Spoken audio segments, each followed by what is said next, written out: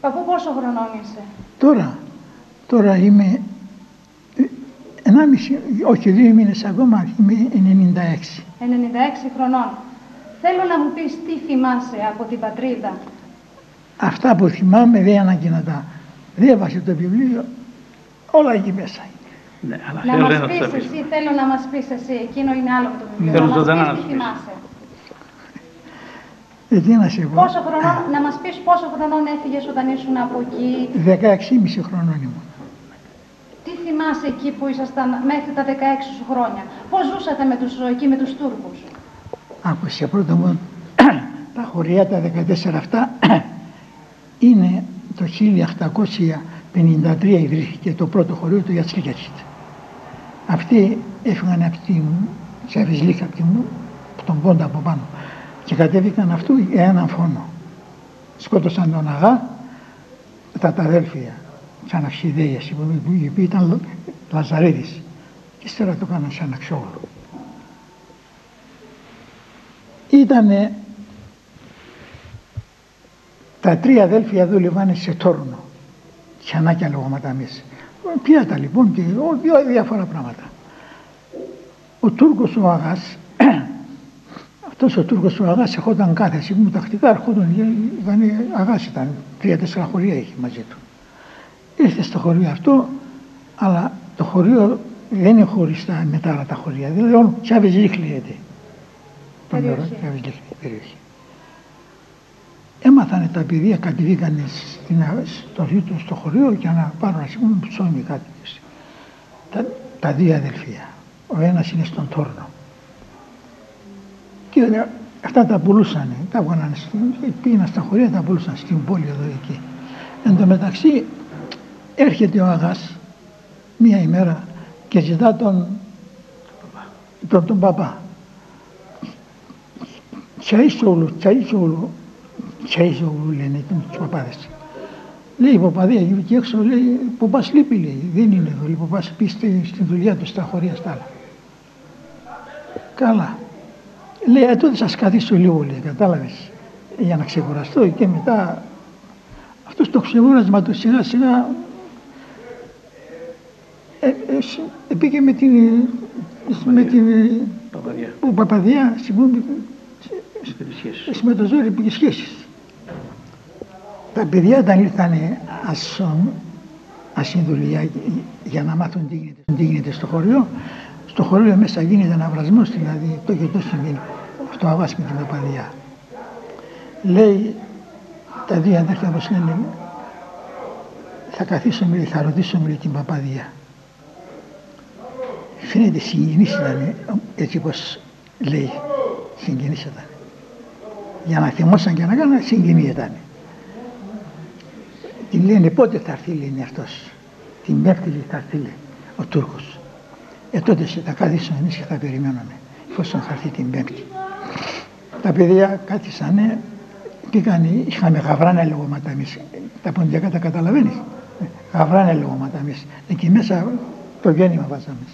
Αυτοί μπήκαν στα γαβράνα μέσα, αλλά το σύνθημα δηλαδή πώς θα γίνει. Είπαν να την αυτός αφού θα έρθει τώρα την Πέμπτη, εσύ δεν θα δώσεις, σας είπαμε, καθόλου σαν να μην ξέρεις τίποτα. Ας κάνει την δουλειά του, δεν πειράζει.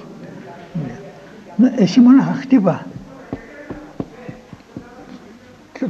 τον τοίχο μας του δωματίου που χωρίζει. Χτύπα, αυτοί ετοίμασαν το σκηνή, το λαδώσαν εντάξει, ετοίμασαν τα αυτά.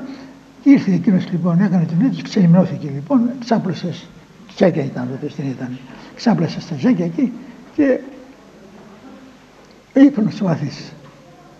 Χτύπησε έτσι το σύνθημα, αυτοί αμέσως πήδησαν από μέσα, τον άρπαξαν, τον κρεμάσανε στο σκηνή.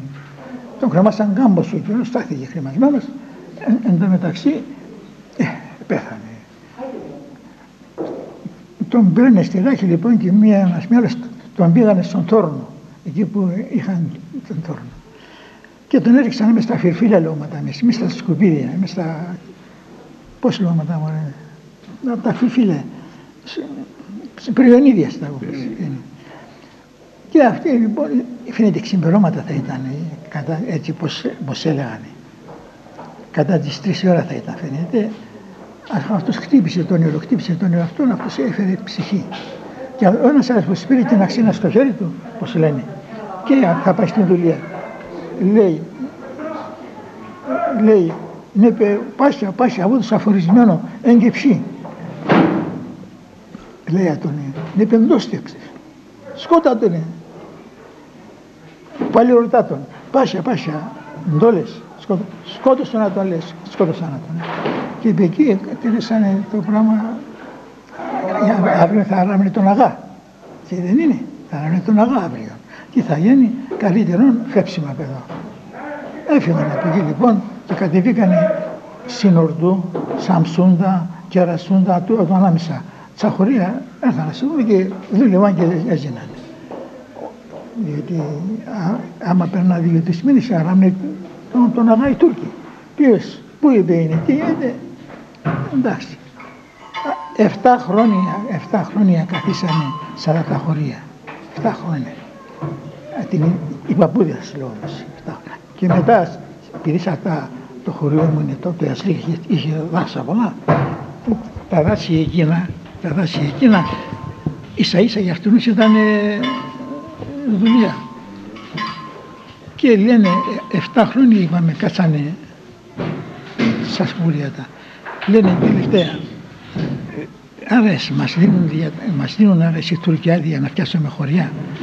Δεν πάνε, πήγανε στο Χιμέτ που λέμε εμείς, στο δικαστήριο και ρώτησαν, είπαν μόνο χωρία κάνετε εσείς και ούτε 7 χρόνια θα πάρουμε σήμερα 10. Και πραγματικώς τότε σε αυτή τα ονόματα τα γράφω όλα μαζί, συγγενή ήταν αυτή ένας με τον άλλο. Αυτά τα 14 ονόματα τα χωρία. Έρθαν κατέβαν εκεί λοιπόν και δημιούργησαν. Τα σπίτια του έκτισαν να τα, αν θυμάστε, ένα ξύλο με παιδά και μέσα στη μέση άναβαν και έβαζαν και τρώγανε, κατάλαβε. Ύστερα έκανα σπίτια ωραία, αλλά πρώτη φορά. Και μετά αρχίνησε ο κόσμος να κατηβαίνει συνέχεια. Να κατηβαίνει. Έπιασαν μέχρι 14 χωριά όλα μαζί, δηλαδή ανάμεσα σε 25 χρόνια, 15-20 χρόνια αυτή μέσα. Δηλαδή έγιναν τα 7 χωριά, τα 14 χωριά. Και ζούσαν καλά, περνούσαν καλά με τους Τούρκους, καλά περνούσαν τότε. Ήταν η Κυριλίπολη, ήταν Γεκιμέτ που λέγανε εκείνοι. Δηλαδή δικαστήρια εκεί ήταν δικαστήρια. Τι να κάνει τώρα, ο κόσμος αρχίνησε και προβοδεύει. Έβαλαν για τα κουκούλια. Τα κουκούλια, ξέρεις τα κουκούλια ποια είναι, τα μεταξυσκόλικα. Έβαλαν από εκείνα δέντρα λοιπόν, καθένας παξάδας και έπαιρνε με ένα πακέτο, 2 πακέτα. Ένα πακέτο μπορεί να βγάζει δηλαδή έως 40 κουκάδες, 52 σπάνια. Και πουλούσαν, ας πούμε, 80 ώρες, δηλαδή έπαιρναν 10-20 λίρες κάθε σεζόν. Από τον Απρίλιο έως τον Αύγουστο μήνα. Και έτσι καλά περνούσαν πρώτη φορά. Τότε όταν ήρθε για να φύγετε ο ξεριζωμός, πώς έγινε? Εμείς έφυγαμε ατομικώς, δεν έφυγαμε σαν εξορισμό. Ήμασταν χωριστά. Βλέπεις αυτό το τραπέζι, αυτό που είναι τώρα. Αυτό είναι η Μαύρη Θάλασσα. Ναι. Εδώ είναι το Καρασού. Εδώ είναι ο Σακάριος ποταμός. Εδώ μέσα δεν ήταν πόντιος κανείς. Και εδώ κάτω ήταν 2 χωρία τουρκικά και εκείνα δεν έσπαιρναν γεννήματα. Είχαν κτηνοτροφία. Άπιες και γαλοπούλες και τέτοια. Οι Μητσοβάνους είχαν. Και εκεί πώς το πήγαμε, όταν έγινε το 2015 η επιστράτευση και έφυγαν στο στρατό, αρχίσαν και επιστράτευση για τα ζώα. Και όλοι εκεί στο χωριό, στο Οβαλίτερα, λέγεται, εκεί κατέβαν και οι Τούρκοι εκεί, τα απολάβανα τα λέγματα εμείς, τα στράζαν με το καμένο σίδερο και εκείνο το έπαιρνε. Και στα 3-4 ζώα, αν ήταν η Ελλάδα και το ζευγάρι τα άφηνε, αν ήταν παραπάνω το έπαιρνε. Και έτσι πήγαν οι αρχαίοι από εκεί αρχίνησε. Και μετά καθένας καθένας δούλευε και έζηνε. Αρχίνησε το εμπόριο έρχονταν οι έμπορες από εκεί, ό,τι έβγαζαν αυτοί, τα χωρία ήταν γόνιμα. Έβγαζαν ψωμί. Ένα έσπαιρνε και 10 έπαιρνε, πώς λέει ο λόγος, τόσο δηλαδή. Ευχαριστά ήταν. Τώρα εσύ ποιο θες να μάθεις? Εσείς πώς ήρθατε από την πατρίδα εδώ, στην Ελλάδα? Αυτό θέμε. Το 1920 ο Κεμάλ το 19 πέρασε από το χωριό μας. Αλλά όταν στο χωριό μας ήρθε, είπαν οι Κυργάσοι, αυτός οπωσδήποτε στην Αρρυφία θα πάει στην Άγκαρα. Και πίεσαν τον δρόμο εκείνου οι Κυργάσοι για να τον σκοτώναν, για να τον καρτέρει. Αλλά αυτός μόλις ήρθε στο χωριό μας και στο σταυροδρόμι είχαν 4 άλογα και όχι 5 άλογα, ποσό και 4 καλκιασμένοι αυτοί. Αυτό το λένε οι Κυργάσοι τώρα, εγώ δεν το είδα, οι Κυργάσοι μας το διηγούν, γιατί αυτόν είχαμε εμείς σύνδεσμο με τους Τούρκους. Πέρασε στα δικά μας τα χωριά λοιπόν και πήγε στην Ινζιρλή. Στην εκεί που ήταν οι Τούρκοι, καλά είπαμε όλα ελληνικά χωριά είναι. Μέχρι οι 5.500 λαός. Πατέρα με λέει 6 παραπάνω, αλλά εγώ 5.500 έβαλα. Είπα δεν με ρίχνει, καλύτερο μέσα παρά όξω.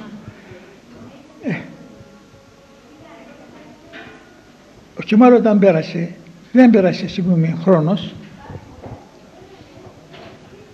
πίεσανε στα χωρία για προσωπική εργασία τα χάτισε, κατάλαβες, και όλοι οι άντρες θα αναβάνε προσωπική εργασία. Τώρα ένας είπε κάπου 400 ονομάτια μαζέψανε γέρους και μωρά και αυτά και ύστερα επέλεκανε τους 113 και τους άλλους γέροι, θα τους αφήσανε. Ένας, αυτό το άκουσα στην τηλεόραση, στο ράδιο το άκουσα, ένας κάποιος, δεν ήξερε για αυτούς την αρχή φαίνεται. Με φορατική. Λοιπόν, οι Τούρκοι άναψανε. Από εκεί έκαψανε τη Φοντεχλή. Στη Φοντεχλή κοντά ήταν 3 χιλιόμετρα πήρε Άγγλοι, αλλά ούτε σημασία δίναν οι Άγγλοι καθόλου. Ύστερα πήγαμε και εμείς ο πατέρα μας να σπήρουμε καλαμπόκι. 23 χρόνια του Αγίου Γεωργίου, 24. Και εμείς πήγαμε εκεί, δηλαδή αυτή την ημερομηνία, δηλαδή. Από εκεί λέει, Θόδωρο λέει, η Φοντεχλή καίεται και εμείς εισπέρουμε λέει, σαν τον Κόχλο λεφτάμε λέει, Κόχλο βάλτε τσάψιμο και τσιρίζηκε. Άμα εκείνον πήγαμε, λέει, λύσε το που δεν λεμπρός και στο χωριό. Πήγαμε στο χωριό, λέγουμε το και το σημείο και άλλα στιγμή ο κόσμος ταράχτηκε. Δεν πέρασε 8 ημέρες, Ακραπόγλου έρχεται λοιπόν με το στρατόνα εκεί, ξεβγεί από το χωρίο και λέει εντός 24 ωρών, δηλαδή ένα ημερόνυχτο, 2.500 λίρες θα φέρετε για να γλιτώσετε.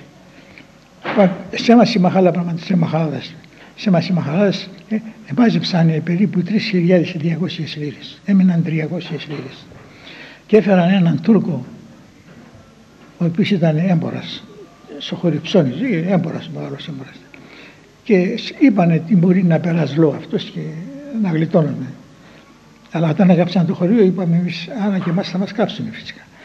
Λέει Αντώνη, αυτός πήγε εκεί. Το Ακράπολου τα πέρασε όλα και πήγα του Τούρκου έμπορας. Λέει Αντώνη, τα 300 λίρας θα τα δώσω εγώ και δηλαδή να γλιτώνει ο χρέος. Τον λέει σκεφτά και όλα. Καμαλάχ λέγεται. Σκεφτά πένανε. Πιανό βιβλία του θα πέρσει και πιανός είπαμε αγορά θα έστας. Αυτόν λέει τον και τα πράγματα του και τα πράγματα είναι τη Μιλετή και το κεφάλαιο του λέει τη Μιλετή, δηλαδή του στρατού ας είπαμε. Το κεφάλαιο ξέρετε.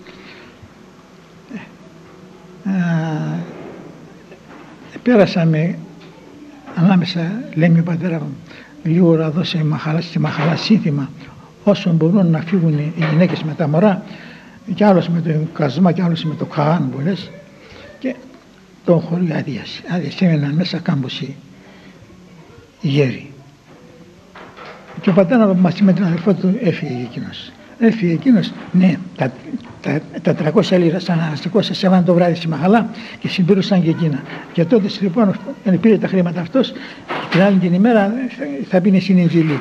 Στην Ιγγυλή που πέρασε, θα μπει πώς είπαμε, το χωρίο μου, εκεί που σκότωσαν τους Τούρκους, την Παραλέ, στην Παραλέ. Από εκεί, κάτι δεκάτω. Εκεί τη μετέρα είχαν περίπου 7 όπλα μαζέψανε και πήγαν έτσι που ήταν σαν δημιουργίας λεγόμα. Είχαν το φυλάκι να τον εκεί. Εκείνος επειδή είχε να παίρνει 300 λίρες ακόμα, όχι στο χωρίο εκείνο που θα παίρνει και ξέρω, είχε ένα έλλειμμα και έστειλε 2 στρατιώτες και ασυγχωριανούς παδίους, το χωρίο εκεί που ήταν από το Βαλίταρε, και έρθανε στο χωρίο για να παίρνουν τα χρήματα. Εν τω μεταξύ έτυχε να πιέσκονταν 2 συμφάκας λέγοντας, ο Ζούγγερτης και αυτός ο Σαριανίδης Φώτης. Πιάσαν, έδεσαν εκείνες. Άλλος ο Παύλο Σαριανίδης, ο γέρο, λέει την γυναίκα να είναι και λέει, λίγα γκουριακό ψεφερίας. Πήγε τον Τούρκο, το καθυστερεί. Ο άλλος τον Τούρκο είπε και πάει τους δεμένους. Και αυτός καθυστερούσα. Είναι έτσι πάζει. Εκείνοι πάνε και τα γκούρια λοιπόν και συζητούν. Εκείνος για να τον απασχολήσει, οι άλλοι για να, κατάλαβες, για να σκοτώνουν τον. Αυτό το παιδί παλικάρε τον Φώτης, συμφραχτή που θα έμπαινε και θα έμπαινε από εκεί. Έσπεξε να τον εκεί συμφραχτή. Ευάρκηξε. Βοήθεια, βοήθεια. Αυτός ζώγγε και μόλις ακόμα 50 μέτρα τον που κλείστηκαν και έφυγε. Έρθει λοιπόν πριν να τραβά όπλο, σκότωσε έναν τον. Και τον άλλον που πήγε να τον και πήγε απάνω στο φυλάκι, ας πούμε, ένας που πήγε να τον εκείνο, σκότωσαν έναν, πήγαν 2 όπλα. Τα 7 ήταν 9. Ύστερα οι χωριανοί αρχίνησαν, βλέπεις, για ομάδας που λένε. Ύστερα μετά από το Φουντουκλίου που κατεβαίνετε στην Οικομίδη και φεύγετε, εκείνο το κομμάτι. Ναι. Γιατί δεν έχει χρόνος να πάει πολύ. Ύστερα λοιπόν, που κάει και το Φουντουκλίου, Φουντουκλίου κάηκε για να. Όπλα δεν είχαμε πολλά. Ύστερα πήγαν αγόρασαν όπλα όλα τα χωρία και περίπου τώρα. Άλλοι λέγανε 200, αλλά συμβάλλει 100 μωρέ. 200 όπλα δεν είναι εύκολα να τα αγοράσεις. Και πήραμε τα φυλάκια εμείς. Πόντιοι πήραμε τα φυλάκια, Τούρκοι έφυγαν. Και εν τω μεταξύ πήγαν ένα συνέδριο και έστειλανε μία επιτροπή στην Οικομίδια στο Μητροπολίτη για να φτάσει τους Άγγλους τουλάχιστον. Οι Άγγλοι κοντά είναι, αλλά δεν σε δίνει σημασία. Πήγαν λοιπόν άπρακτοι, ήρθαν, λέει ο Μητροπολίτης, αν μπορείτε και έρχεστε λέει εσείς, ήδη μπορώ τότε, διότι ο κόσμος γυμνώσανε, κατάλαβε. Ήρθαν αυτοί η επιτροπή που ήρθε, λέει το και τα σίγουρα, άμα θέλετε και μπορείτε και έρχεστε, εγώ τότε αλλιώς δεν μπορώ να σας βοηθήσω. Πρόβατα μου είσαι, αλλά δεν μπορώ. Και μετά τότε σε έκανα ένα συμβούλιο, δηλαδή φαίνεται κατά τα 10 Αυγούστου έγινε το συνέδριο, διότι 15, όχι πιο μπροστά, το 15 είχαμε τον Αύγουστο της Παναγίας. Το 15 του μηνός όλα τα χωριά, τα 14 χωριά, σαν μία οικογένεια θα περάσουμε τον Σαγκάριο ποταμό. Ναι. Και εκεί έβαλανε Κυρκάσιους και γύριψαν από πού μπορούμε να περάσουμε. Μέχρι εδώ το νερό, Σαγκάριος ποταμός. Να λέμε, το μεγαλύτερο ποταμός της Τουρκίας είναι ο Σαγκάριος ποταμός. Και ό, του θαύματος 14 χωριά, πώς συμφώνησαν. Αυτά δεν είναι ένας και 14 χωριά. Πώς συμφώνησαν και ας πούμε σαν μία οικογένεια. Κατηδίκαμε στο Σαγκάριο ποταμό και περάσαμε από εκεί και στη Φοντεχλή μέσα έμεινα με βραδεία. Εκεί έκαψανε τη Φοντεχλή, το σχολείο, τη εκκλησία, το σχολείο, το καμένας, απές τα κόκκολα, τα μαλλία των γυναικών στα κεφάλια του για καμένα, να μου φουρούζια. Τι να σε πω, φρίκι όταν τα έλεπες. Τι να σε πω, δηλαδή, φόβος και τρόμος. Εκείνη τη στιγμή που έπεσαμε και απές χωρί εκείνη η βραδεία. Περούνε κάπου 30 νοματοί Κυρκάσιοι με τα άλογα περνάνε, αλλά πού να ξέρεις που είναι Κυρκάσιοι. Μόλις ήμουν στο χωρίο να ήμασταν οι Κυρκάσιοι, μην φοβάστε, εμείς οι Κυρκάσιοι είμαστε, δεν είμαστε. Και έτσι προχωρήσαμε από τη Σαχάρια ποταμό, φτάσαμε στην Αρμασιά. Στην Αρμασιά ήταν Άγγλοι. Εκεί οι Άγγλοι μάζεψαν τα όπλα. Και θέλουν να συμμετείχουν. Τελευταία τηλεφώνησαν στην Νικομίδια και από την Νικομίδια ήρθε η Διατάκη και επαρέδωσαν τα όπλα πίσω πάλι. Και με εκεί 21 του μηνός κατεβήκαμε στην Νικομίδια. Από 15 του μηνός, από τη Σαχάρια ποταμό, 21 του μηνός κατεβήκαμε στην. Και από εκεί μας έκαναν να συμβούμε ο Μητροπολίτης πήγα. Άλλοι μέσα στην Νικομίδια, άλλοι στην Τέρινγκερ.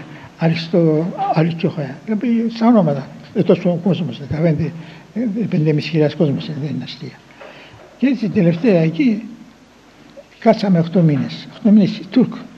Ο ελληνικός στρατός έφυγε επίσης στην Μπούρσα. Οι Τούρκοι πήραν τα φυλακή έγινα. Και πόλεμος λοιπόν. Δηλαδή 500 μέτρα έμειναν να μπαίνουν μέσα στην πόλη.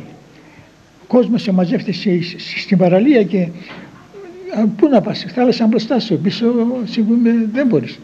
Ήταν κάτι πλοιάρια από ψάραδικα φαίνεται. Ο κόσμος έμπαινε να πέσει, αλλά πέφτει στη θάλασσα, αλλά εκεί. Εμείς, εγώ και ο πατέρα μου, τη μάνα μου αφήσαμε την έξω. Με τα μόρα, τι γίνεται, δεν ξέρω εμείς. Στο Κιλκής θα πάμε. Αλλά δεν λογαριάζουμε κιόλα. Εμείς ο κόσμος θα πάει στο Κιλκής, πού θα χωρίζουμε, ούτε φόβος. Πάνω όταν πήγαμε, κόντεψαμε στο Κιλκής, ήδη αυτός ο κόσμος. Ήταν το καράβι, έτσι. Το καράβι, το Κιλκής, το πολεμικό. Λοιπόν, φεύγατε πίσω λέει, να πάτε στην παραλία πίσω λέει, τώρα ο Αλμτούνους θα τους κανονίσω. 4 κανόνια είχαν. Ποιος ήταν ο Ναύαρχος τότε? Είναι ο Κακουλίδης, Πόντιος Κακουλίδης. Εκεί που θα χαθεί λέει, τόσος κόσμος, ας χαθεί ένας Κακουλίδης λέει, Πόντιος. Και έτσι λοιπόν γιατί το είπε αυτό, γιατί είπε? Δεν είχε διαταγή αυτούς τους Άγγλους για να ρίχνουν. Δηλαδή οι Άγγλοι τον είπαν δεν θα ρίξεις. Ναι, βέβαια. Οι Άγγλοι δεν αφήνανε για να ρίξει. Αλλά αυτός παράνομα, κατάλαβες, η παρανομία έριξε και τότε λοιπόν σύχασαμε, έφεραν 7 πλοία μεγάλα, ο κόσμος πήγε στα πλοία και ήρθαμε στην Ελλάδα. Ναι. Αυτό. Όταν ήρθατε στην Ελλάδα, πού πήγατε πρώτη φορά? Σε κάθε πλοίο το όρισαν που θα πήγαινε. Εμείς πήγαμε στο Βόλο. Άλλοι στη Μυτιλήνη, άλλοι στον Πειραιά. Λοιπόν, τους έκαναν διανομή τα 7 πλοία. Εσείς πρώτη φορά όταν ήρθατε, πού πήγατε? Στο Βόλο. Ναι. Και στο Βόλο ύστερα πήγαμε άλλοι στα Λεχόνια, άλλοι στην Λάρισα, άλλοι στην Αγιά. Και ύστερα στην Αγιά κοιτάξαμε συνέχεια πεθάνε ο κόσμος. Πήγαμε παράπονο, ύστερα από εκεί μας πήγαν στη Σιάθο, στο νησί Σιάθος. Και εκεί από εκεί ύστερα Μακεδονία. Μακεδονία και μετά? Και μετά Αχρινή. Μετά Αχρινή. Και μετά Αχρινή. Εδώ στην Αγρινή πόσα χρόνια? 20 χρόνια. 20 χρόνια. Και μετά έφυγες και μένεις τώρα Θεσσαλονίκη? Θεσσαλονίκη. Τα χρόνια τότε ήταν εύκολα εδώ? Εδώ? Ναι. Εμένα θα ρωτάς, αυτούς ακόμα και νέοι νομίζω ξέρουν πως οι παππούδες τους τι τραγούσανε. Φτώχεια. Παππού, πες μας λίγο για το όραμα αυτό που είδες με την ανάληψη. Η ανάληψη ας πούμε το νεοπτασία, αλλά το άλλο το 39. Την οπτασία μέσα, αυτό είναι ενδιαφέρον. Η οπτασία και είπαμε. Όχι, δεν θα το πεις για να το γράψει. Για να το γράψει. Την οπτασία πήγαμε τα ζώα, θα τα βάλαμε στην Φουρού. Δηλαδή φραγμένο μέρος το οποίο τα χαβάνε πάτε τα καπές και εσύ κάθεσαι να βόσκονταν. Εκεί που έκλεινα την πόρτα είχα και τα 2 αδελφία μου τα μικρά.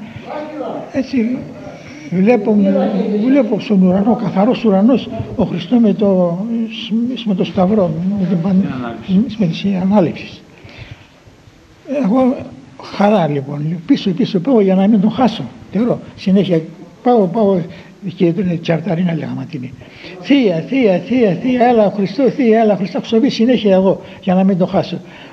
Εκείνη υπάρχει στη σπίτι την άκρα μου έρθει. Άφαντο. Ποιο άλλο? Και πες τώρα που έρχεσαι εδώ και τι λέει ο Μητροπολίτης όταν ήρθαν εδώ οι κάτοικοι. Είπαμε. Όχι, πες το τώρα, δεν το παίρνεις. Δηλαδή για τον Αγιώργη. Ναι. Γιατί κάνουν ανάληψη εδώ το χωριό? Είχαμε Γιώργη αυτό, βλέπεις εδώ, και η εκκλησία ήταν μεταμόρφωση. Όχι, δεν ήταν. Άγιος Γιώργης. Και ο Κρήτος Άγιος Γιώργης. Υπήρχαν παράπονο οι κλειδαίοι, γιατί εδώ πήγε ήταν αυτό το σπήλαιο εδώ κοντά. Ο κόσμος όλων ερχόντουσαν εδώ. είχε και το αγιασμό, γι' αυτό λοιπόν εκείνοι δεν μπορούσαν να σκάνουν τον Αγιώργη. Έκανα παράπονο στη Μητρόπολη και η Μητρόπολη, η στρατότης ήρθε στο χωριό εδώ. Και με το Συμβούλιο έκαναν αυτό, ότι θα δώσουμε τον Αγιώργη, θα τον κάνουμε στο Σπήλαιο. Δηλαδή να ορτάζει και εκείνο, να ορτάζετε και εσείς στο Κλήτο. Και έτσι λοιπόν πήρε το όνομα Ανάληψη. Άγιος Γεώργιος και Ανάληψη. Άγιος και Ανάληψη. Αυτή την εκκλησία, το Σπήλαιο, Ναι. όταν ήρθατε από την Τουρκία, ήταν εκκλησία? Όχι. Μόνο τι είχαν ξεπασμένα ρούχα, διότι τον Άγιο οι Τούρκοι πολλοί τον πιστεύουν. Και θαυματουργός, όλοι είχαν εσύ δούμε Τουρκάλες. Έφερναν εδώ, κρεμάμενα είχαν ρούχα για πεσπέλη για βοήθεια, επίσης ξέρω. Πίστευαν να τον οι Τούρκοι. Πίστευαν να τον λέει. Η μάνα μου, πως έντοκε να την αγιόρτησε. Από την πατρίδα φέραμε εικονίσματα, βλέπεις καθένας. Και είχε μια εικόνα η οποία σχεδόν δεν φαινόταν το εικόνισμα. Μπορεί ακόμα να είναι κιόλας εκείνο εδώ. Είναι ακόμα. Ναι. Λοιπόν, έρθαν δύο γυναίκα, τώρα από ποιο χωρίο ήταν, δεν ξέρω, λέει η μάνα. Εμείς, λέει, άκου ξύλο, μη σπαχώμε, λέει. Δεν έκανα φτάκια ξύλο, λέει, και πιστεύει, λέει, τον Αγιόρ, κατάλαβες. Και πίεσε ένα σαχέρι. Ξένοι γυναίκες, ναι. Τον η μάνα μου και τον έχει τέτοια αγκαλδιανή γυναίκα και τον μία φορά, 3 γυναίκες οι δικές μας και 2 ήταν εκείνοι. Όπως είχε αυτό λοιπόν την εικόνα στα χέρια του, έτσι. Η ξένη αυτή η γυναίκα την πήρε. Χτύπησε, τι να σε πω έτσι. Τη χτυπούσε και τελευταία που κουράστηκε. Από μόνη της δηλαδή χτυπούσε τον εαυτό της? Από μόνη της και λέει, βλέπετε και πιστέψτε, λέει. Σκότωσε με αγιάς της, λέει. Και έτσι. Κυκλοφόρησες αυτό το βιβλίο, ναι. Πορεία προς τη λύτρωση. Ναι. Θέλω να μου πεις πώς αποφάσισες να το κυκλοφορήσεις. Γιατί, αυτό δωρεάν δεν είναι. Ναι, πώς το τύπωσες. Γιατί πώς το τύπωσα. Πώς αποφάσισες να το τυπώσεις αυτό το βιβλίο. Τι ανάγκη ένιωθες για να το κάνεις. Κοίταξε, αυτό το έκανα εγώ τόσα χρόνια, το είχα γραμμένο, έτσι δεν είναι. Ναι. Και λέω θα πάει χαμένο αυτός ο κόπος, λέω τα παιδιά μου και παντού στον Αχιάλαο. Παιδί μου, τον λέω, άμα πεθάνω αυτό θα πάει χαμένο. Τουλάχιστον ας δώσουμε την καταγωγή από που ήρθαμε στα εγγόνια μας και στους πατεράδες μας. Ναι. Και κανένας και άξιος και ξέρει για να έγραφε ένα βιβλίο το οποίο αυτό έχει μεγάλη αξία άμα το διαβάσεις καλά. Δηλαδή τι τραβούσαν οι παππούδες και πώς. Είναι ένα ιστορικό ντοκουμέντο τα όσα περάσατε τότε εσείς εκεί. Έτσι. Έτσι, μάλιστα. Η μεγαλύτερη οικογένεια. Και από έτσι το θεωρώ, δεν ξέρω. Και όλοι μαζί, Όλοι μαζί. Είσαι ευτυχισμένος, παππού, όταν όλοι μαζί μαζεύεστε, πώς αισθάνεσαι την ώρα εκείνη. Γι' αυτό ζω. Ναι. Γι' αυτό ζω. Να σήμερα νομίζω πήρα 10 χρόνια. Ακόμα. Έτσι το νομίζω. Ναι. Διότι ο πλούτος και όλα είναι τα παιδιά. Μην ζηλεύεις αυτά όλα. Εσείς ήσασταν 11 αδέρφια. 11 παιδιά έκανα, αδέλφια. 11 αδέλφια, τα 2 πεθάνανε. 11 παιδιά δικά του. 11 παιδιά είχες δικά μου, εσύ. ναι. Τα 2 πέθαναν. Και ήμασταν 9 εν ζωή τώρα. Ένα κορίτσι μόνο το κορίτσι αυτό. Μία κόρη και 8 αγόρια. 9 παιδιά λοιπόν έκανες, παππού. Και έχεις πόσα εγγόνια?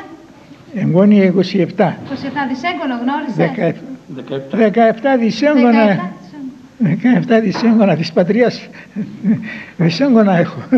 Τώρα περιμένεις και τρισέγγωνα, έτσι. Σιγά σιγά. Άμα παντρέψουν βέβαια. Να ζήσεις, παππού, και να χαρείς και τα τρισέγγωνα. Ευχαριστώ. Σε ευχαριστούμε πάρα πολύ, παππού. Γερός, δυνατός. Είπαμε, με δώσατε ζωή. Να είσαι γερός. Αυτά που λέω τώρα δεν κουράζομαι καθόλου. Γιατί να καταλάβετε από πού προήρθατε και πού πάτε. Ναι. Πού πάτε. Ναι. Δεν είναι εύκολο πράγμα. Όχι βέβαια, δεν είναι εύκολο πράγμα και να τα θυμάσαι κιόλας. Την ηλικία τη δικιά σου, γερός, παππού, να είσαι γερός. Ευχαριστώ πολύ. Εμείς ευχαριστούμε πάρα πολύ. Εγώ και του χρόνου θα είμαστε εδώ πάλι. Ο Θεός. Γερός θα είσαι, γερός. Σκόρδο να μην σε ματιάσουμε. Δόξα.